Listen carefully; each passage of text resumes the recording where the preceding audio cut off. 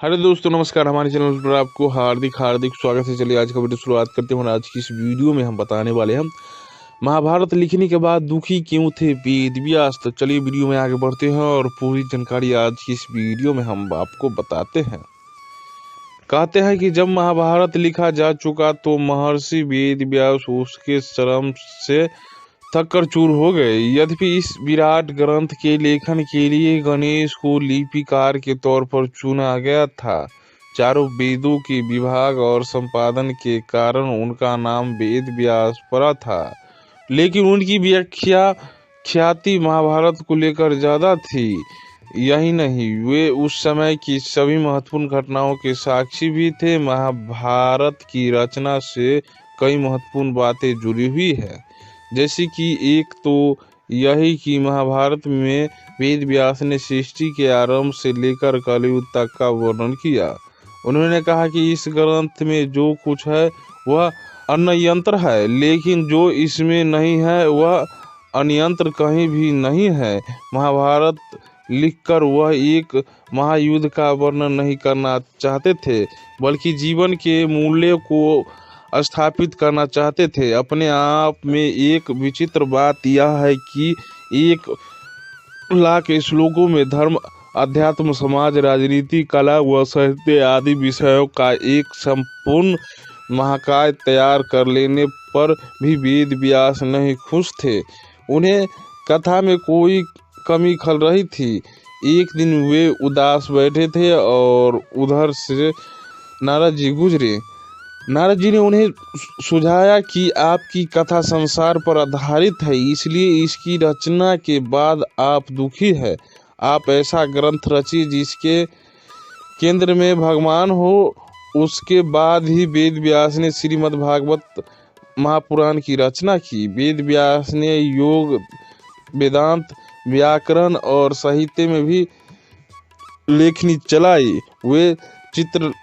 वे त्रिकालज्ञ माने जाते हैं। उन्होंने दिव्य दृष्टि से जान लिया था कि कलयुग में धर्म क्षीण हो जाएगी, लोग नास्तिक होने लगेंगे, वेदों का समग्र रूप से पढ़ना उसके लिए कठिन हो जाएगा, वे इसके लिए समय नहीं निकाल पाएंगे, न ही उन्हें पढ़ना चाहेंगे। इसलिए उन्होंने वेदों को 4 भागों में बांटा। उनका नाम रखा गया ऋग्वेद, यजुर्वेद, सामवेद और अथर्ववेद। वेदों का विभाजन करने के बाद उन्होंने अपने शिष्य सुमंतु, जैमिनी, पैल और वंशपायन और पुत्र सुखदेव को इसका अध्ययन कराया और महाभारत का उपदेश दिया। श्रीमद् भागवत गीता महाकाव्य महाभारत का एक अंश है। महाभारत युद्ध में अर्जुन को युद्ध के लिए तैयार करने के उद्देश्य से भगवान श्री कृष्ण ने उन्हें गीता का उपदेश दिया था। आज घर घर में गीता का वचन बड़ी ही श्रद्धा और भक्ति से किया जाता है।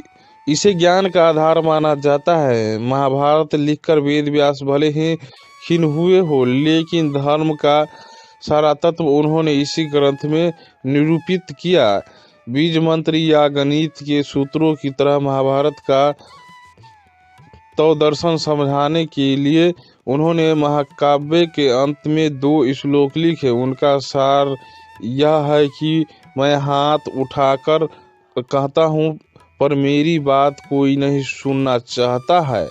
इसका अर्थ यह है कि धर्म से ही अर्थ और काम की सिद्धि होती है, फिर लोग उसका सेवन क्यों नहीं करते। अर्थात जिन्हें अपने कल्याण की कामना है, उन्हें भय या लोभ के कारण अपने धर्म की तिलांजलि नहीं देना चाहिए। महाभारत में ही वेद व्यास ने यह भी कहा है कि समूचा धर्म एक श्लोक में लिखा जा सकता है।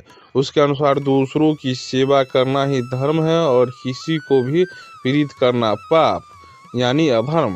व्यवहार का मर्म समझाते हुए उन्होंने कहा कि जो हमें पसंद नहीं है वह व्यवहार दूसरों के साथ नहीं करना चाहिए। ऐसा ही रोचक बातों को जानने के लिए, रोचक तथ्यों को जानने के लिए हमारा चैनल को सब्सक्राइब करें।